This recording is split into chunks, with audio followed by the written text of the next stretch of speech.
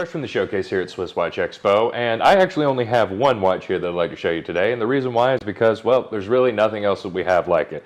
I'm referring to an Omega Speedmaster here, this one commemorating the 40th anniversary of the Apollo 17 mission, colloquially called the last watch on the moon.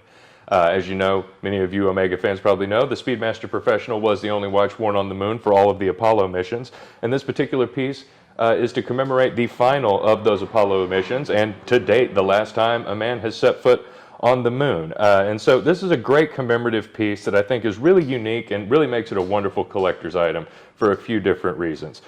This is still very much the Speedmaster, as you can tell by this tachymeter bezel here, but there's a few key differences. One, this beautiful dial. As you can tell, this here is a beautiful embossed sterling silver. So it actually looks a lot like a commemorative coin because it's made out of the same material.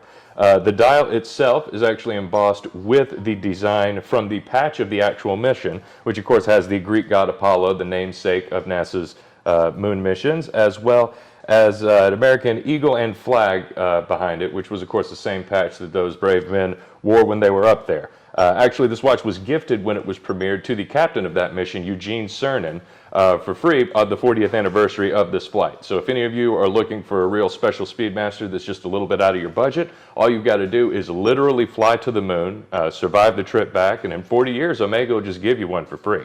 There's a couple other things that make this watch really interesting, mainly that this actually does have a sapphire crystal, not the acrylic crystal that was known and still is made on all of these moon watches.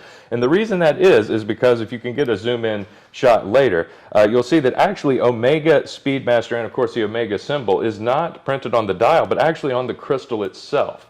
So this, of course, making that possible and is a really interesting look because rarely do you see something printed on the crystal that still makes it very easy to view this watch. On the back, you'll actually see that it does have the last man on the moon, December 14th, 1972. This edition is limited to one of 1,972 pieces commemorating the year itself. And something really interesting about this is that this watch, like so many of other Omegas, was premiered at Baselworld towards the beginning of the year, but they didn't actually start delivering these to stores until December 14th of 2012.